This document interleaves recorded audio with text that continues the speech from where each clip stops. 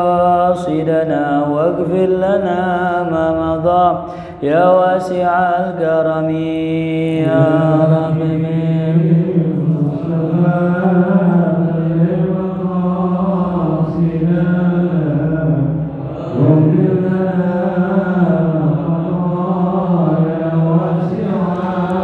يا أكرم الخلق ما لمن ألوذ به سواك عند حلول الحديث العميم يا رب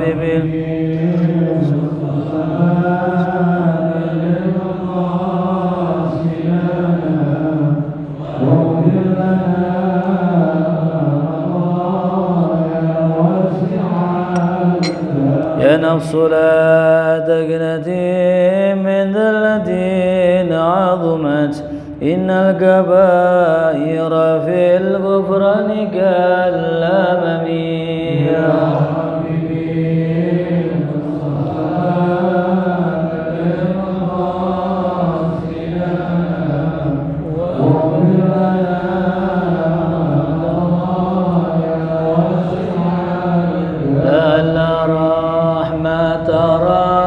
حين يقسمها تأتي على حسب الإسيان في القسم يا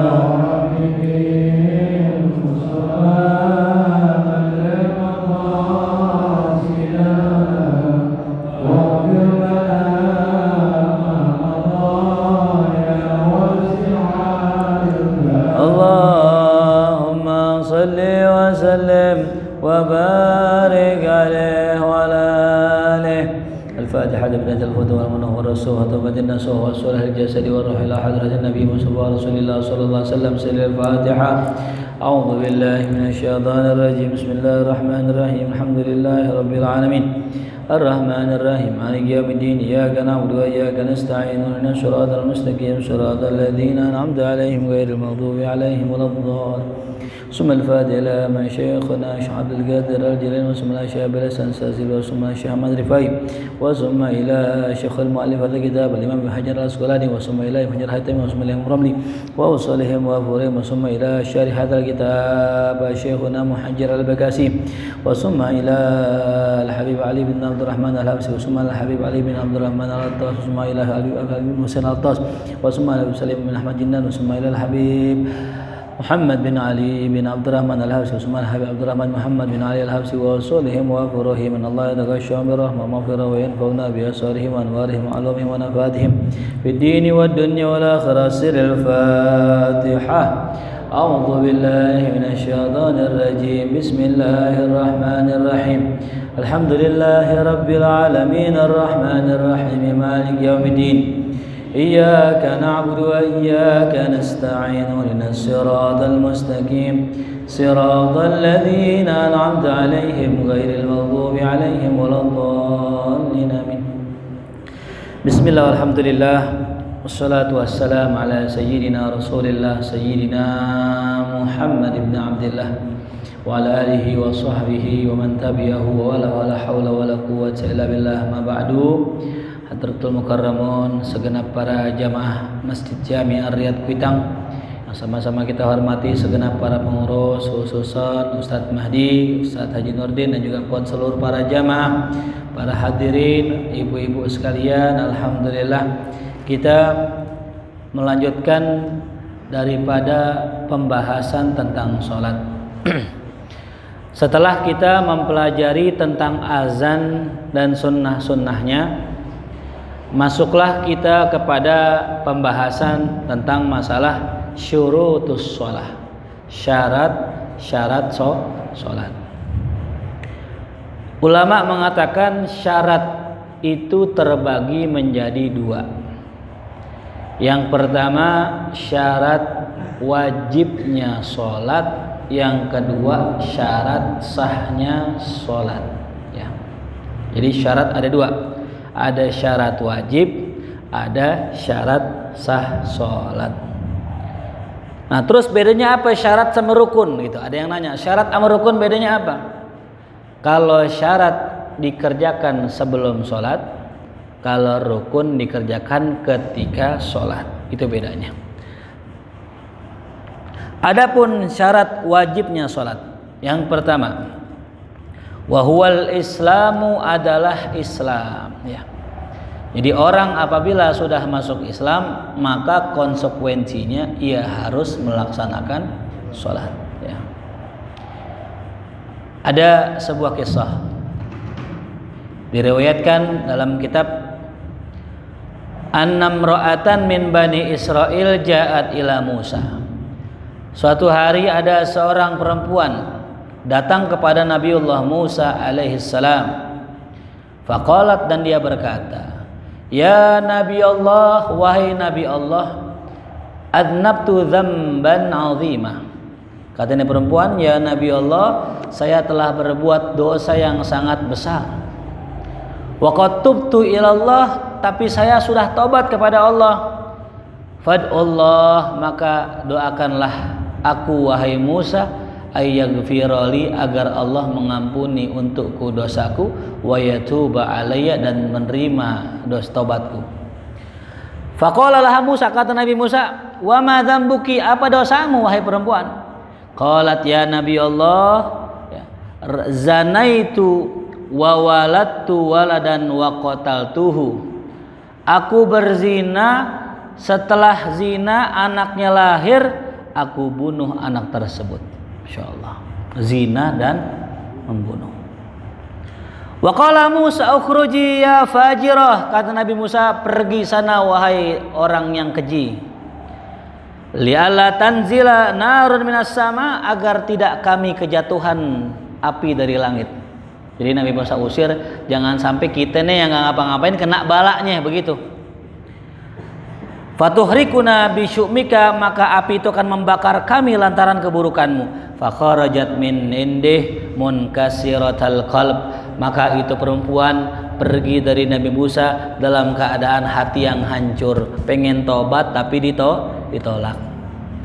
Fa nazala Jibril, maka turunlah malaikat Jibril, wa qala, dan berkata, ya Musa, ar-Rabb ta'ala yaqulu lak, wahai Musa, Tuhanmu menitipkan salam kepadamu. Lima rodat taibata ya Musa. Ya Musa, kenapa kau tolak itu perempuan yang pengen taubat? Ma wajadta syarran minha, tidakkah kau mendapatkan, tidakkah kau tahu ada dosa yang lebih buruk dari dosa tersebut? Masya Allah. Nabi Musa nanya, ya Jibril, man syarrun minha, adakah orang yang lebih keji dari dia? Udah berzina kemudian membunuh anak zinanya. Qala, ada wahai Musa, man yatrukus shalah amidan muta'ammidan, orang yang meninggalkan salat secara sengaja itu lebih buruk dari orang yang berzina dan membunuh anak hasil zinahnya. Na'udzubillah min dzalik. Nah, inilah sebuah cerita yang menjadi pelajaran buat kita bahwasanya dosa apapun kalau udah bandingannya sholat, maka paling besar sholat. Dalam kitab ya Kabair disebutkan dosa yang paling besar, di antara yang paling besar adalah tarikus sholat, meninggalkan sholat. Ya. Banyak ada orang sedekah banyak, ibadah banyak, cuman sholat jarang-jarang. Nah, ini khawatir. Karena awwalu ma yuhasabu bihal abdu yaumal qiyamah as-shalah. Awal mula yang Allah tanya, Allah hisab pertama kali adalah sholatnya. Jadi kalau kita mau hijrah, mau menuju jalan Allah, mana yang kita dahulukan? Sholat. Semalam kita bahas di majelis ciri wali dan bukan wali. Kalau sakti bisa jadi sama-sama sakti. Wali sakti punya karomah, dukun sakti punya maunah atau punya istidraj dan sebagainya. Yang membedakan antara seorang wali dengan bukan wali adalah sholatnya. Kalau ada orang ngaku wali tapi nggak jaga sholatnya, nggak jaga istiqomah di awal waktunya, nggak jaga wirid dan sunnahnya, fahadha laisa biwali, itu bukan wali, wali murid kali, bukan wali Allah. Ya. Makanya patokannya sholat. Ya, yang mana aja wali? Ada seorang ulama sholat semalaman 1000 rakaat, Al-Imam Ali Zainal Abidin As-Sajjad, ya, anaknya Sayyidina Husain. Berapa kali sholatnya? 1000 rakaat. Allah, kita sholat 1000 rakaat, pindah masjid kita. Yang 23 aja masih nawar 11. Ya, jamaah ditanya nih, 11 apa 23? Nyeletuk ke 11 gitu. Ada lagi Rabi'atul Adawiyah 500 rakaat. Masya Allah. Al-Imam Junaid sebelum buka toko 300 rakaat. Masya Allah. Ame 2 tuh. Ya. Ada lagi Imam Abu Hanifah. Sholatnya cuma 2 rakaat semalam. Cuman 1 rakaat hatam Quran. 1 rakaat hatam Quran. Masya Allah, 1 rakaat hatam Quran. Allah. Cuman 2 rakaat, cuman 1 rakaatnya hatam Quran ya gitu. Allah tuh ya. Makanya patokannya sholat. Syekh Abdul Qadir Jilani lagi kholwat, lagi zikir, lagi wirid, tiba-tiba langit gelap. Muncullah suara, ya Abdul Qadir, ana rabbuka. Akulah Tuhanmu wahai Abdul Qadir. Wah, Syekh Abdul Qadir kaget, ada suara dari mana? Dari langit. Ya Abdul Qadir, qad halaltuka ma haramtuk. Telah aku halalkan apa yang aku haramkan kepadamu sebelumnya. Engkau boleh meninggalkan sholat ya Abdul Qadir. Syekh Abdul Qadir langsung lihat ke langit. Idhab anta ya syaitan. Pergi engkau wahai syaitan. Tiba-tiba langit yang tadi gelap berubah biasa lagi. Timbullah suara lagi, ya Abdul Qadir. Dari mana kau tahu saya syaitan?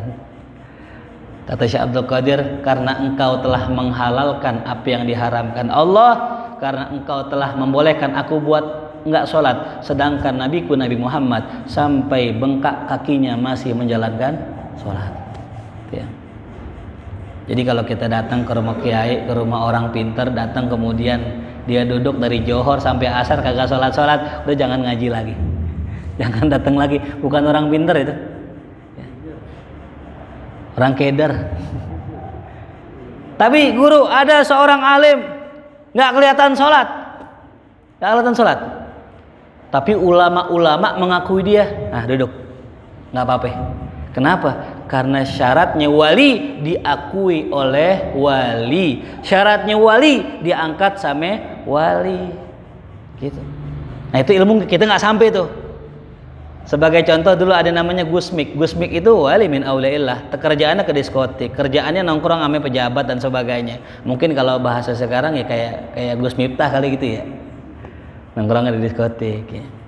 Tapi diakui kewaliannya oleh Mbah Hamid Pasuruan yang ngakuin wali. Udah, kalau yang ngakuin wali samina wa atona, kita nggak usah ngukur syariatnya, nggak makom kita, bukan makom kita. Tapi kalau nggak ada yang ngakuin, nah ini bahaya ini. Ntar ujung-ujung ngaku Imam Mahdi dah. Ujung-ujung ngaku Imam Mahdi. Kadang ngaku malaikat Jibril, ini Syekh Mahdi. ini muazin Mahdi. Untung nggak jadi imam. Kalau jadi imam Imam Mahdi ntar. Jadi Imam Mahdi udah muncul di kuitangnya. Sallallahu alaihi Muhammad. Diceritakan dari sebagian salaf, annahu dafana ukhtalahu matat. Bahwasanya ada seseorang menguburkan ya, dia punya saudara yang meninggal. Ketika lagi nguburin, fasaqata minhu qisun fihi malun fi qabriha. Kantong duitnya jatuh ke kuburannya, lagi nguburin. Udah rapi dikubur, baru sadar, oh ternyata dompet aneh, duit aneh jatuh. Walam yash'ur bihi, dia nggak berasa duitnya jatuh. Hatta in sarafa an qabriha, sampai udah pergi dari kuburannya. Summa dzakarahu, kemudian baru diingat. Faraja ila qabriha, dia datang balik lagi ke kuburannya. Balik lagi ke kuburan. Fana basyahu, digali. Setelah orang pulang digali sama dia. Fawajadal qabra yashta'il 'alaiha an-nar. Tiba-tiba kuburan tuh udah menyala api. Kuburan saudaranya udah apa? Menyala api. Waradat turab ilaiha waraja ila ummihi bakian hazinan. Habis ngelihat kuburan menyala api, dikubur lagi, dibalikin lagi, dipulang ke rumah ibunya yang dalam kondisi nangis, dalam kondisi sedih itu ibu. Bagala ya umma akhbirni an ukhti, wahai ibu, tolong kasih tahu kenapa saudara saya. Wa makana ta'mal, apa yang dulu dia kerjain semasa di dunia. Apa kata emaknya? Wa ma su'aluka anha, kenapa ente nanya begitu? Qala ummi ra'aitu qabraha yasta'il 'alaiha nar. Aku lihat kuburan saudara saya udah nyala api di dalamnya. kuburannya ada api yang nyala. Ista'il. Fabakat. Faqalat, nah ibunya nangis. Habis dengar gitu nangis ya. Nah, nangis. Dan dia berkata, ya waladi kanat ukhtuka tatahawanu bis shalah wa tuakhiruha an waqtiha. Wahai anakku, sungguh saudaramu itu semasa di dunia sering kali meremehkan salat dan menunda-nunda salat. Allah. Fahadha halu man yuakhiru shalah an waqtiha, inilah orang yang keadaannya nanti ya sering menunda-nunda salat dari waktunya tuh. Bagaimana keadaan orang yang kagak sama sekali sholat? Ini cuma nunda doang, gitu. Emang nunda-nunda kebiasaan perempuan tuh, umum rata dah. Ya, jarang nih perempuan yang azan Allahu Akbar langsung sholat, jarang. Ya, bener gak? Pulang bilangin bini kita, ya, untuk langsung azan sholat kalau bisa, gitu. Emang ada aja alasannya, nyusuin anak lah, netein lah, inilah, itulah, bebenah rumah lah, ujung-ujungnya 2:30 johor gitu, ujung-ujungnya 4:30 asar, begitu aja terus. Lah, sekarang bebenah rumah hukumnya apa? Sunnah. Sholat hukumnya apa? Wajib. Kaidahnya apa? Al wajib muqaddam ala sunnah, yang wajib didahulukan dari yang sunnah. Terus masalah anak gimana? Ngurus anak apa? Sunnah. Salat apa? Wajib. Ya wajib muqaddam ala sunnah. Terus gimana saat saya punya anak kecil? Ya. Terus gimana saya mau sholat? Taruh aja sebelahnya. Taruh geletakin situ, sholat situ. Nangis biarin nangis. Anak kecil nangis. Ya. Ya anak kecil nangis namanya anak kecil. Yang heran kita sholat di amin. Amin baik tuh. Anak bayi udah amin, kaget kita karomah jangan-jangan itu. Ya. Nah jelas itu berkenaan tentang bagaimana orang-orang yang meninggalkan sholat. Maka orang kalau sudah masuk Islam, maka sudah wajib atasnya sholat. Lalu yang kedua, syarat wajibnya sholat adalah al-bulugh, telah mencapai usia balik. Ya. Berapa umur usia balik sudah kita bahas dalam pembahasan kita yang sebelumnya.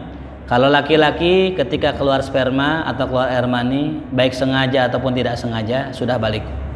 Perempuan biasanya usia 9 tahun umumnya sudah balik, atau usia 10, bahkan bisa jadi usia 13 tahun. Yang jelas ketika seseorang sudah berusia 15 tahun dalam hitungan hijriyah, maka sudah dipastikan balik. Mau keluar haid apa tidak, mau keluar sperma atau tidak, 15 tahun dalam ukuran qamariyah sudah balik. Nah, jadi banyak kesalahan orang begini, kalau anak belum balik belum disuruh sholat gitu ya. Padahal sebenarnya Nabi sudah mengajarkan sama kita, ajarin anak kita sholat. Kalau umur 7 tahun, nah itu ya, ajarkan sholat, suruh sholat. Nah, kalau udah bangsa 10 tahun nggak sholat, tabok gitu bahasanya. Ya, taboknya juga jangan nabok pala. Ini perhatian nih para hadirin. Kalau kita nabok, mukul, jangan mukul pala, jangan pernah gampar, jangan pernah tempeleng. Ya. Ada hadisnya dalam riwayat Nabi kita Muhammad SAW, jangan kau pukul wajah, jangan pukul wajah. Nah, dulu saya pernah ngajar silat. Ya, belum tahu tuh hadis. Karena apa? Karena yang namanya silat pasti mukul apa? Muka gitu. Setelah tahu berhenti saya. Gitu. Kenapa nih? Pala ini tempatnya akal, tempatnya otak. Kalau pala orang dikeplak mulu, lame rusak. Ada kita punya tetangga, orang tua suka mukul pala anaknya, dikit-dikit ngeplak, dikit-dikit ngeplak. Mohon maaf, agak kurang. Ya. Agak lemot. Ya. Kenapa? Karena tadi pala. Nah, maka ajaran Nabi kita Muhammad SAW, kalau memukul, pukullah bagian paha atau enggak gini, bagian bawah ada tuh, bagian bawah tuh. Itu pun bukan mukul yang kencang, bukan pakai rotan, tepak aja merah sini tuh biru, bukan.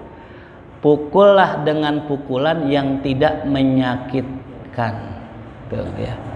Kalau ada dulu ulama pakai siwak, tahu siwak? Ngemukul pakai siwak, sakit ya?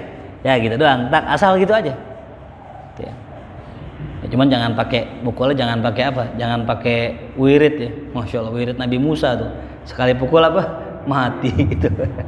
nggak sengaja dipukul mati itu ya. Nah itu, jadi ketika usia balik ajarkanlah mereka sholat ya. Wal akal, yang ketiga syarat orang wajib sholat adalah berakal. Berarti orang gila nggak wajib. Ya. Wa taharah minal haid wan nifas, suci dari haid dan nifas, itu namanya syarat wajib sholat. Adapun syarat sahnya sholat ya, yang pertama adalah sucinya taharatul a'dha, sucinya anggota badan dari hadas kecil dan besar tuh. Jadi kalau bisa badan kita harus suci ya. Ada orang sholat, dia lagi sholat ada ketempelan nyamuk, ditepak sama dia, terus dibuang masukin kantong. Nah itu sebagian ulama mengatakan najis dan bahkan bisa membatalkan sholatnya ya. Jadi kalau misalnya ketepak nyamuk ya bisa langsung buang, atau misal kita bisa singkirin boleh ya. Kalau bisa jangan taruh kantong.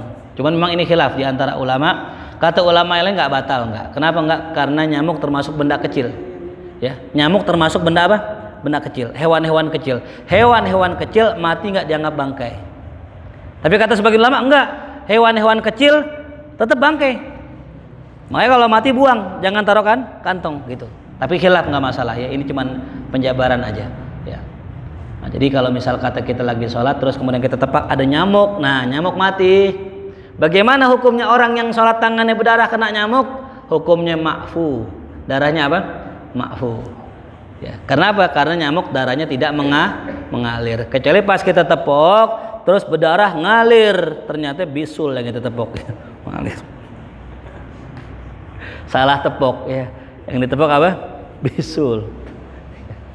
Jadi kalau jerawat tuh berdarah ma'fu, koreng berdarah ma'fu, isit gigi gusi kalau berdarah dikit ma'fu. Kalau dikit ya. Tuh. Hidung berdarah mimisan ma'fu, nggak batal. Kalau mimisannya banyak sampai ke badan-badan, nah itu batalin sholatnya. Kalau apa tadi jerawat ternyata ngocor, batalin sholatnya, dah batal karena sudah najis ya. Jadi sucinya badan dari najis tuh. Kemudian yang kedua satrul aurah, syarat sahnya sholat nutup aurat dengan pakaian yang bersih. Ini buat para jamaah yang sering pakai baju koko nih, pakai kemeja, perhatiin ya, khususnya yang pakai kancing, bahwasanya baju koko yang kita pakai tuh nih bolong nggak? Bolong ya. Jadi orang kalau pakai baju koko nggak pakai kaos dalam, nggak pakai kaos kutang, nggak pakai kaos lagi dalamannya, maka dipastikan sarungnya harus di atas pusar ya.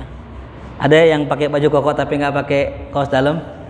Nah, oh alhamdulillah pakai ini, pakai dibuka lagi ya. Sispek, perutnya sispek.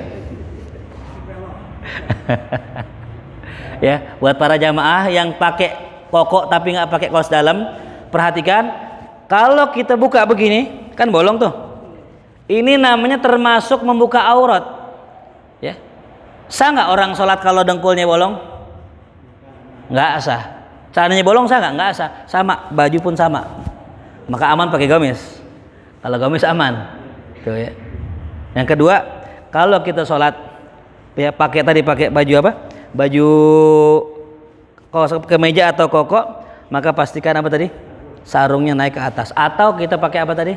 Pakai kaos dalam. Tuh, ini yang sering ya diluputkan oleh orang-orang. Tuh ya. Begitupun sama perempuan. Perempuan kalau pakai mukena jangan sampai bagian lehernya kelihatan. Kan dalam fikih Syafi'i syarat orang nutup aurat adalah menutup seluruh anggota tubuh illal wajah wal kafain, kecuali muka sampai telapak tangan. Nah, muka kata ulama batasan sampai mari nih. Coba lihat semua ya, sampai sini. Sini bukan bagian muka, sini leher. Ya dagu bawah, bukan wajah. Maka kalau pakai mukena harus nutup sini. Sampai sini. Ya. Jelas paham? Ya nanti pulang bilangin bininya tuh. Nutupnya sampai sini, jangan sampai sini. Ya, sampai sini. Tuh ya. Kemudian yang ketiga, Di antara syarat sahnya salat adalah al-wuquf ala makanin tahir, diri di tempat yang suci. Diri di tempat yang suci. Mohon maaf ya, banyak orang kadang nggak ngeh. Karena di tempat sujudnya ada bulu kucing. Bulu kucing kata ulama termasuk najis kalau sudah terlepas dari kucingnya. Ya, kita megang kucing nggak najis, tapi bulu yang rontok, nah itu najis. Sekiranya banyak maka tidak sah dia punya salat karena tempatnya najis. Maka bagaimana? Cukup disapu pakai sapu lidi, dibuangin pakai sapu lidi atau pakai tangan, dipungutin, dibuang, baru sah. Tapi kata ulama kalau memang udah dibersihin masih ada juga maaf tuh. Ya. Kalau kita sholat Jumat gimana? Sholat Jumat pakai terpal. Sholat Jumat di tempat kotor dipakai terpal. Terus kita sholat, sah nggak sholat kita? Jawabannya sah. Ya. Sekiranya orang sholat di atasnya ada kotoran, maaf kotoran hewan, kotoran manusia, digelar sejadah. Kalau sejadahnya tidak menyerap najis, maka sah. Tapi kalau sejadahnya basah dan nembus, ya, agak tercium bau kotoran, maka tidak sah. Ya. Jadi makanya kenapa orang kalau bisa sholat pakai sejadah agar apa tadi? Agar kotoran-kotoran yang ada di karpet itu bisa ya dihalangi dengan apa? Sejadah. Tapi kalau kotorannya najisnya basah, maka harus nggak nembus. Ya. Makanya itu kalau panitia masjid biasanya pakai apa dulu tuh? Pakai terpal, baru pakai sejadah. Biasanya gitu ahsannya ya. Daripada pakai apa? Langsung pakai sejadah, tahu-tahu ada najis, nembus, kecium, tidak sah sholatnya. Tuh, ya. Jadi nggak masalah ya kalau ketutupan sama terpal. Yang keempat di antara syarat sahnya sholat tahu masuknya waktu. Nah ini ya, tahu masuk waktu. Yang kelima istiqbalul kiblah, menghadap kiblat. Nah itulah sekelumit tentang syarat sah dan syarat wajib sholat. Kita masuk kepada hadis yang pertama dari bab masalah syarat sholat. Bismillahirrahmanirrahim. Kita baca bareng-bareng ya. Bismillahirrahmanirrahim. An Aliyin ibni Talqin radhiyallahu anhu qala Rasulullah sallallahu alaihi wasallam idza fasa ahadukum fi sholati falyansarif wal yatawadda wal yu'id as-shalah. Nah, ini hadis yang pertama riwayat Ali bin Talqin. Ali bin Talq ya. Bukan Ali bin Abi Thalib, Ali bin Talq. Kalau orang Arab kalau baca ujungnya disukunin tolak gitu ya. Tolak. Qala, dia berkata, Nabi kita Muhammad SAW bersabda dalam hadis yang sahih diriwayatkan, idza fasa ahadukum, apabila salah seorang dari kalian kentut fis sholati, dalam sholatnya, falyan sorib, hendaknya ia ya pergi ya, hendaknya ia pergi, berpaling dari sholat, batalin sholatnya. Wal yatawaddo, dan hendaknya ia wudu. Wal yu'idis shalah, lalu ia ulangi sholatnya. Tuh. Rawahul khamsah, riwayat imam yang 5, wa shahhahu Ibnu Hibban. Jadi ini dalam hadis Nabi mengatakan idza fasa, apabila kentut. Kalimat fasa dalam bahasa Arab maknanya kentut. Kentut dalam bahasa Arab ada dua. Ada fasa atau fusa. Ada durot. Apa? Durot. Ini bahasa Arab uniknya. Satu makna ada dua kata untuk membedakan yang satu dengan yang lainnya. Ya. Lalu dalam bahasa Arab kalau orang kentutnya pelan, halus, nggak ada bunyinya, namanya fusa. Namanya apa? Sesuai dengan namanya, fus. Kalau orang kentut ada bunyinya, namanya durot. Apa? Durot. Ya, itu bahasa Arab. Ada yang nanya, kenapa sih mesti pakai fasa gitu, fusa? Kalau disebut durot, iza ya idza doro misalnya, apabila seorang itu durot, kentut besar, ya, maka dia wajib wudhu lagi. Nah, ntar kalau kecil enggak dong. Nah, makanya disebut kecil, kentut pelan. Ya, ini namanya kias aulawi. Kentut pelan aja batal, apalagi kentut kencang, udah kencang bau lagi. Insyaallah. Tapi justru kadang-kadang yang diam-diam itu bisa menimbulkan fitnah. Ya. Lagi sholat, tahu-tahu ada yang kentut, udah kentut pelan bau lagi. Ini nih yang bisa menimbulkan dosa besar ini. Suuzon. Lagi sholat, kayaknya sebelah gue ini katanya. Kata yang sebelah, lah sebelah gue kayaknya nih. Padahal imam aneh yang kentut gitu. Tuh. Jadi kalimat fusa itu kentut pelan, ya. Ini namanya kias awlawi. Pelan aja nggak boleh, apalagi kentut kan kencang. Tuh. Lalu yang kedua, ada kisah dari Nabi kita Muhammad SAW. Jadi suatu hari ada sahabat lagi kumpul sama Nabi makan-makan. Ya, ketika habis makan, ketika lagi makan, di tengah makan ada seorang yang kentut.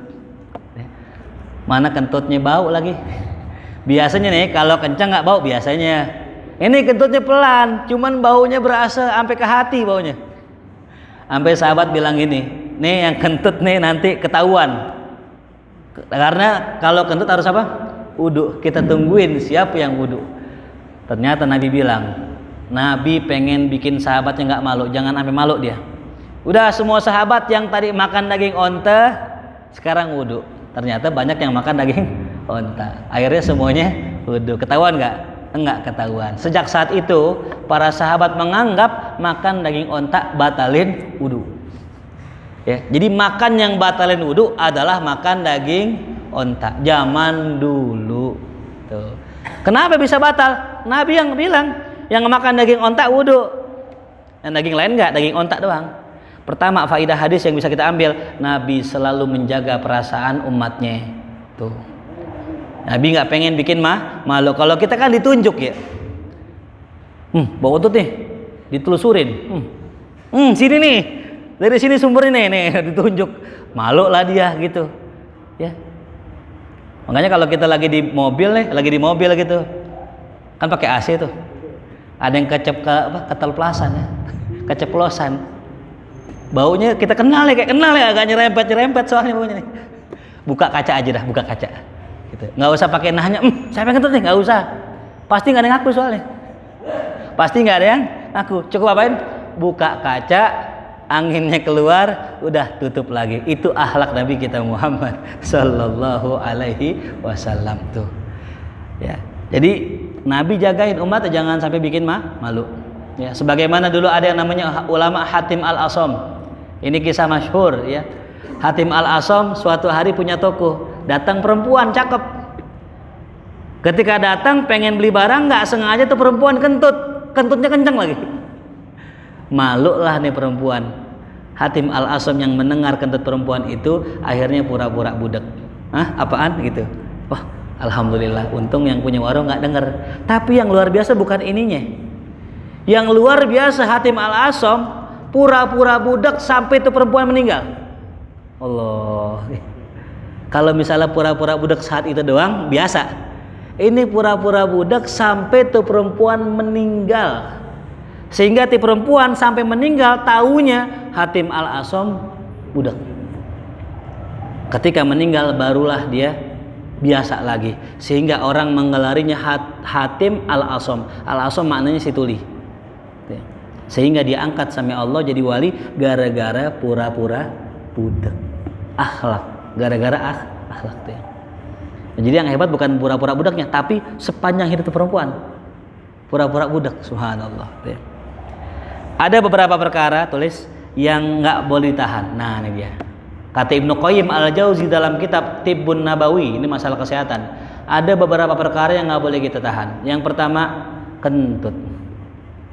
Itu jangan ditahan. Jadi kalau kita pengen kentut aja. Di Arab nih mungkin Habib lebih tahu ya. Kata guru saya, orang kentut sama orang tahak mending kentut gitu. Orang kentut sama orang tahak mending kentut. Ya, orang nggak marah tuh kalau orang kentut, tapi orang marah kalau orang tahak. Gitu. Kalau kita terbalik ya. Mendingan tahak daripada kentut. Ya. Kalau orang tahak, alhamdulillah begitu. Jadi kalau di sono kenapa mereka paham kentutnya nggak boleh tahan. Jadi kalau para jamaah lagi ngaji begini pengen kentutin aja. Ya, cuman jangan di masjid. Pura-pura dah keluar ya. bertekin badan gini, kretek sekalian gitu, certret, nah gitu, kretek gitu. Ya pura-pura keluar, yang kemana? Mau nyari angin gitu, padahal mau ngapain? Mau kentut. Balik lagi, duduk lagi, pengen kentut lagi. Balik lagi keluar, mau kemana? Nyari angin. Sampai 3 kali masih pengen kentut, itu kentut jadi-jadian. Itu bukan pengen kentut, itu pengen berak, bukan pengen kentut tuh. Lah orang kan kalau kentut normal sekali 2 kali dah. Nah kalau berkali-kali mah pengen buang air. Makanya makruh orang kalau sholat dalam kondisi menahan kentut. Ya, karena dilarang nih. Ya. Jangan nahan kentut. Yang kedua, jangan nahan kencing. Tuh, kencing jangan ditahan. Mau kencing aja. Cari dah tempat tuh ya. Cuman kalau bisa, ya tempat yang benar, jangan di belakang pintu mobil ya, ada sopir-sopir belakang pintu mobil kencing di situ. Kadang kencingnya di pinggir kali, orang lihat dari samping tuh. Jangan, mampir ke masjid. Ngapain di masjid? Sholat tahiyatul masjid, numpang kencing nggak apa-apa, yang penting sholat. Cuman kalau nggak sholat, kata ulama, kata guru-guru kita, jangan kita meninggalkan sodakoh di masjid. Karena sebenarnya nggak boleh pakai duit, pakai air keran masjid kecuali buat sholat, nggak boleh. Kita iseng nih pengen main-mainan tembak-tembakan air, ngisi di masjid, haram itu nggak boleh. Ya, mau bikin air teh, ngambil air di masjid nggak boleh. Illa untuk kemaslahatan masjid yang boleh. Nah makanya gimana? Kalau kita buru-buru pengen jalan lagi, nggak sempat sholat sunnah, cukup kita kencing, ambil air, kasih dah goceng gitu, sebagai bayar ya itu masjidnya gitu. Ya, karena kalau kita nggak pakai sholat haram hukumnya. Yang ketiga diantara yang nggak boleh ditahan adalah BAB, tuh buang air besar, jangan ditahan, tuh ya, bahaya. Yang keempat darah, tuh darah kalau udah penuh jangan ditahan, dibekam kalau bisa ya. Metodenya ada 2, ada fasdu mengeluarkan darah lewat urat, ada bekam hijamah ya. Kalau hijamah di belakang sini, di kaki mau dipala nanti ada tuh ya, ada metode di sini dipala sini. Mungkin yang sering palanya puyeng tuh dibekam tuh, cuman dibotakin nanti ya, dibotakin dikit, jadi ntar pitak atas sini. Ada tempat main golf di atas sini tuh ya. Nah terus di belakang sih, di sini nih, di sini di belakang. Pernah kejadian begini, saya sakit sampai nggak bisa diri. Sholat wajib aja saya duduk, tak kuat. Udah ngurut sono, ngurut sini, obat sono, obat sini nggak baik. Akhirnya bekam di belakang sini, bagian tulang ekor. Tulang ekor satu, di atasnya sama kanan kiri. Alhamdulillah baik. Ternyata tuh darah kotor yang ngendep dalam badan kita. Makanya kalau badan mulai nggak enak, berbekamlah. Itu. Ada anjuran kalau bisa bekam tanggal 17, tanggal 20, 21. Ya. Dan kalau bisa dalam keadaan lapar, jangan dalam keadaan kenyang. Itu anjuran untuk bekam. Yang kelima, apalagi yang nggak bertahan, ngantuk. Ya, ngantuk jangan ditahan. Tidurin aja kalau ngantuk. Tahan begini udah teler kan. Itu. Ada orang malam begadang, wah pengen subuh, udah ngantuk banget gitu. Ya, tidurin bentar nggak apa-apa. Dengan syarat tidur ada yang bangunin gitu. Jangan sampai kita malam begadang ngantuk-ngantuk, paksain nahan sampai subuh, pas sholat subuh sujud terakhir tidur. Bangun-bangun jamaah udah lagi wirid. Malu gak tuh? Malu itu semasjid malunya. Ya. Makanya udah tidur bentar kayak Rasul sallallahu alaihi wasallam gitu ya.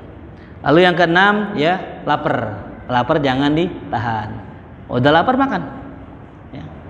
Yang ke 7 apa 6? 7 minum, aus jangan ditahan. Kalau udah aus minum. Terus yang ke 8 bersin, ya bersin jangan ditahan. Ya. Terus yang ke 9 muntah. Nah muntah termasuk. Ya muntah. Jadi kalau kita tidak enak mau muntah udah muntahin aja. Jangan ditahan aja. Kenapa ditahan? Habis makan nasi padang tadi. Sayang kalau makan nasi padang mahal ditahan di sini tuh. Enggak muntahin aja. Ya. Di antara metode penyembuhan dalam kitab Ibnu Qayyim Al-Jauzi, Tibun Nabawi adalah muntah. Saya punya teman sakit pusing nggak ketolongan. Jadi dia punya metode kalau dia pusing dimuntah, dikorek muntah baik. Subhanallah. Ya. Jadi banyak tuh metodenya. Ada yang diikat pala. Ini zaman dulu ya, sebelum ada paramek dulu ya. Ikat palanya. Ada yang caranya tadi dimuntahin gitu. Nah kalau sekarang kalau kita pusing, ikat pala nggak hilang, muntahin nggak hilang, Paramek Panadol nggak hilang, nah itu belum bayar utang tuh pasti itu. Kerja nyari duit dah, karena pusing masalah duit. Itu nggak sembuh kecuali pakai apa? Duit. Nah ini bagaimana masalah hukumnya? Mengenai masalah hukum di sini, nomor satu yang pertama, kentut membatalkan sholat. Ya, kentut membatalkan sholat. Makanya tadi kata Nabi, kalau salah seorang dari kalian kentut, maka ya pergilah atau batalkanlah sholat tuh. Nah cuman dalam mazhab Hanafi ya, dia membedakan antara kentut sengaja dengan kentut nggak sengaja. Jadi kalau kata Imam Hanafi, kalau orang kentut sengaja batal, kalau kentut nggak sengaja kagak batal. Ya. Gimana kentut nggak sengaja? Kentut kaget. Biasanya orang tuh lagi sholat, udah nahan kentut. Kaget jamaah sebelahnya tahu-tahu nyenggol dia, bunyi, bret begitu kan dia. Itu pernah kejadian dulu gitu. Saya punya temen kan masih bocah dulu, lagi sholat taraweh. Pas sujud, temen saya digelitikin sini nih. Pas digelitikin bunyi, brut aja. Nah ini namanya apa? Nah, itu kentut kaget. Itu nggak batal kata mazhab Hanafi. Ya. Yang batal yang gimana? Kalau kita lagi sholat pengen tuh dikentutin, nah itu batal. Tapi kalau mazhab Syafi'i enggak, mau sengaja enggak, ya mau sengaja batal, mau nggak sengaja tetap batal tuh ya. Lalu yang kedua, kentut itu membatalkan wudhu. Selain batalin sholat, dia juga batal wudhu. Tuh, makanya kata Nabi tadi, wal yatawaddo, hendaknya dia wudhu lagi, diulang wudhunya tuh. Ya. Nah ini sepakat, ulama sepakat orang yang sholat, ya, orang yang kentut batal wudhunya, ulama sepakat, tuh ya. Apalagi kentutnya ini beriringan dengan teman-temannya, tuh ya. Ini bukan kentut lagi, bukan wudhu lagi, apa cebok tuh ya. Tuh. Sepakat semua mazhab ya, sepakat semua mazhab. Orang yang kentut bareng teman-temannya wajib wudhu lagi dan cebok. Ada orang bilang gini, Ustadz kata guru saya kalau orang kentut disunnahkan wudhu. Nih ada orang bilang gini, saya masih ingat banget. Saya bilang ya hukumnya makruh orang kentut terus wudhu. Afwan, bukan wudhu.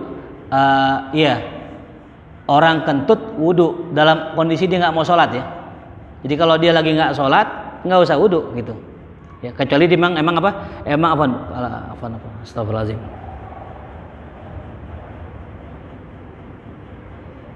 Anda lupa, takut salah ya. Jadi orang yang kentut ya udah pasti nanti kalau mau sholat diwajib wudhu. Tapi nanti kalau seandainya sekiranya nih orang dalam kondisi tertentu jadi buang-buang air, maka makruh hukumnya ya, maka makruh. Yang dianjurkan orang ketika kentut wudhu adalah orang yang menjaga wudhu ya. Cuman dalam kitab Risalatul Muawanah ya dikisahkan ada seorang alim namanya Al-Imam Abil Hasan Syadili. Beliau ini seorang ulama yang ahli dalam ilmu tasawuf dan ilmu kimia. Datang orang pengen nanya sama beliau, pengen belajar, ya Imam, saya pengen belajar ilmu kimia, bagaimana caranya? Kata nih Imam, ente kalau mau belajar ilmu kimia silahkan istiqomahin satu, wudhu dan sholat sunnah wudhu. Ente kerjain selama setahun, dikerjakan selama setahun, subhanallah ya, dampaknya ketika dia ngambil air, tiba-tiba air yang ditimba berubah jadi emas gitu. Yang ditimba berubah jadi emas. Ini namanya karomah ya. Namanya apa? Karomah. Makanya kata ulama gini, nggak usah kita capek-capek ngerjain semua sunnah, kerjain satu sunnah dengan istiqomah dan hati niat karena Allah dan Rasulullah, dapat karomah. Ya. Kebanyakan kita, kenapa berhenti ngerjain sunnah? Karena kebanyakan yang kita kerjain.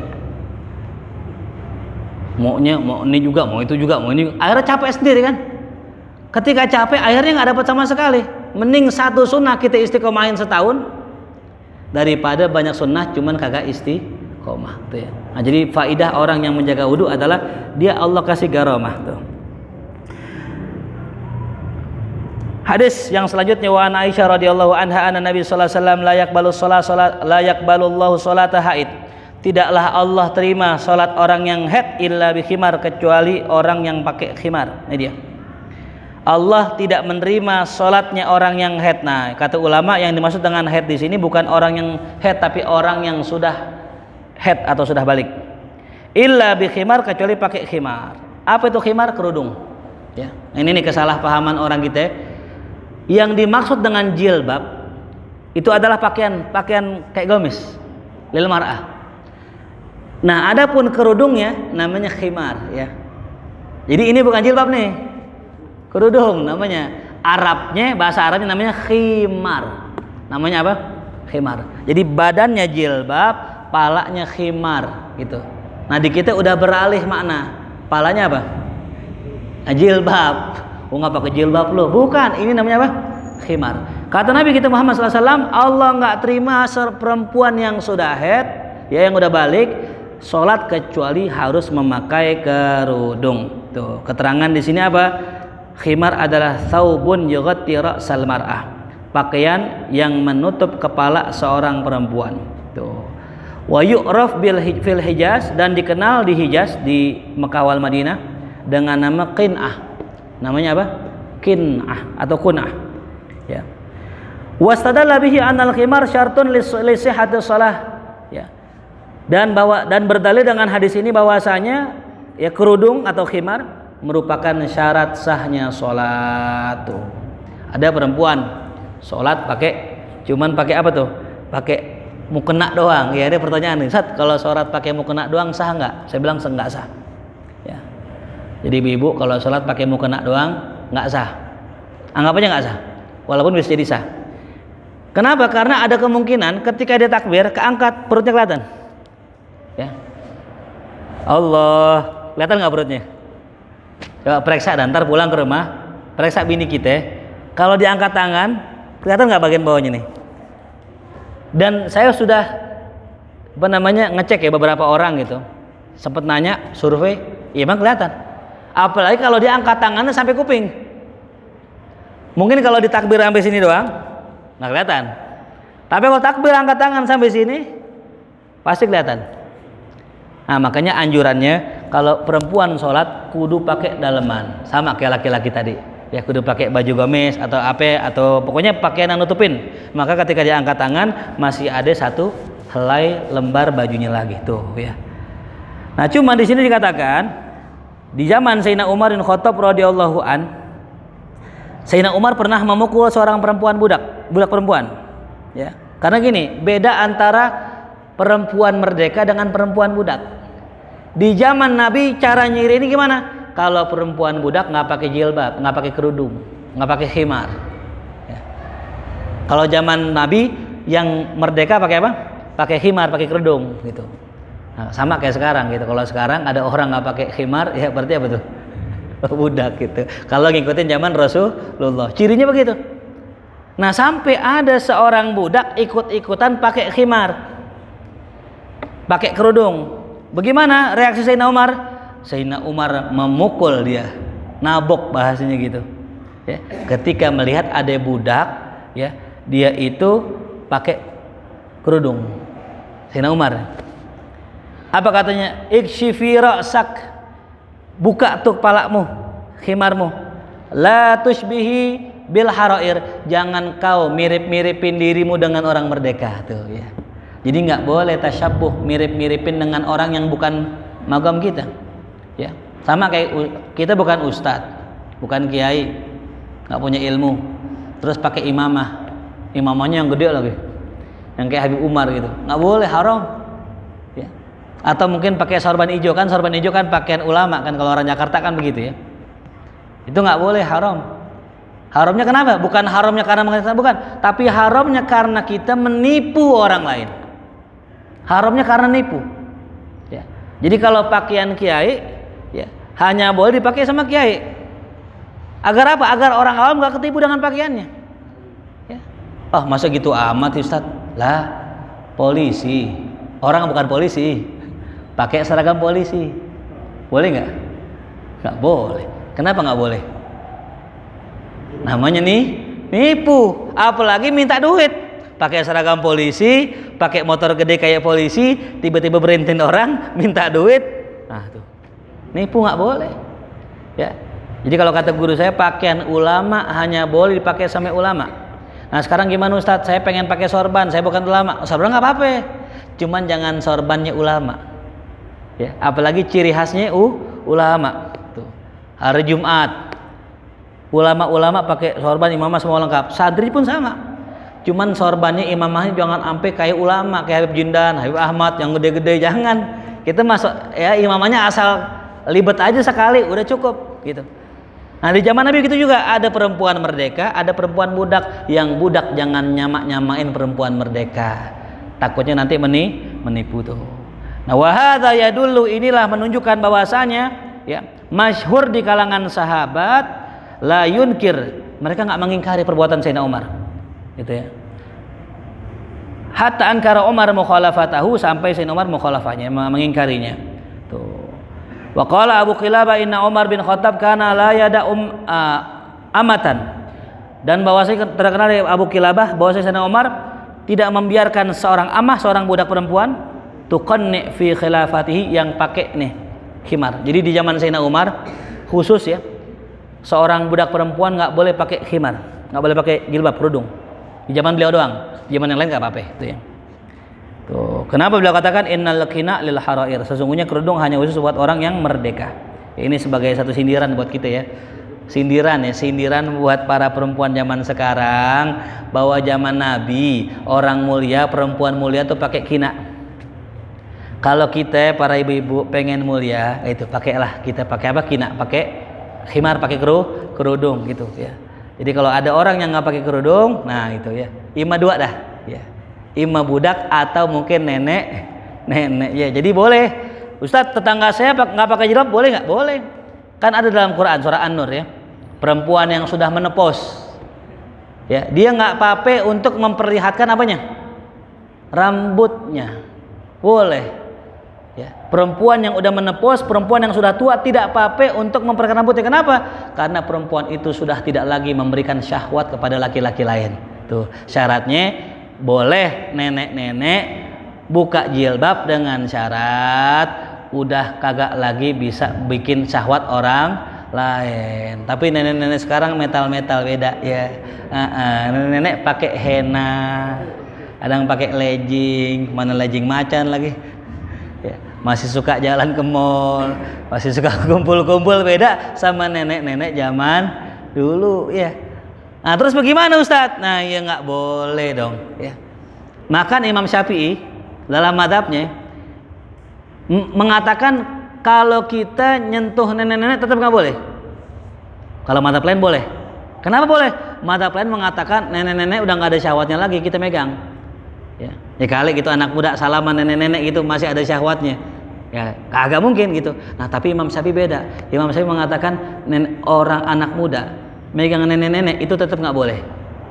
Karena pernah kejadian di zaman Imam Syafi'i, ada seseorang di Mesir, anak muda lagi gandengan sama nenek-nenek. Ditanya siapa ini? Ini bini saya. Subhanallah, anak muda ada yang kawin sama nenek. Berarti anak muda juga masih punya kecenderungan syahwat sama nenek. Makanya kalau bukan mahramnya nggak boleh kita salaman sama nenek. Kata Imam Syafi'i. Karena ada juga mungkin kita yang muda masih demen sama nenek. Mungkin karena masih cakep tuh nenek ya. Oh ya, hati-hati juga ya. Tuh. Jelas paham ya? Nah jadi jangan pernah kita merasa aman dari ujian Allah. Bisa jadi kita sama pemuda kagak doyan, sama nenek doyan. Dan auzubillah min dzalik itu. Ada aja yang namanya kasus kan, namanya kejadian ya. Jangan merasa aman. Ada orang punya kosan, dia pokoknya anti yang namanya kosan tuh laki sama cewek gitu. Dia kasih waktu. Yang mau main perempuan syaratnya satu, ini nggak boleh tutup pintu, nggak boleh lebih dari jam 9 gitu. Pokoknya dia nggak mau dah punya kosan yang anak kosnya main sama perempuan. Suatu hari yang datang laki, yang main laki, main tutup pintu, laki nggak apa-apa, ternyata homo. Dia aman dari perempuan, ternyata yang datang malah laki-laki homo. Ini hati-hati ya. jangan kita ya terlalu benci perempuan. Ya, dengan mengatasnamakan aneh nggak mau takut dengan perempuan karena takut zina. Demennya apa? Laki itu ya. Itu lebih parah lagi. Ya makanya kalau saya tanya santri-santri saya, ente demen perempuan nggak? Demen guru, alhamdulillah masih demen perempuan. Soalnya khawatir di santren kan laki semua, begitu. Gara-gara jarang perempuan, ntar demennya sama laki-laki. Nauzubillah min dzalik ya. Jangan Ujang, jangan ya, Pak Hari jangan tuh baik ya. Ingat-ingat omongan saya. Jangan sampai kita benci perempuan lalu demen sampai lagi. Allahu alam. Bisa. Mungkin sampai sini ada yang mau nanya, 1-2 pertanyaan. Bismillahirrahmanirrahim.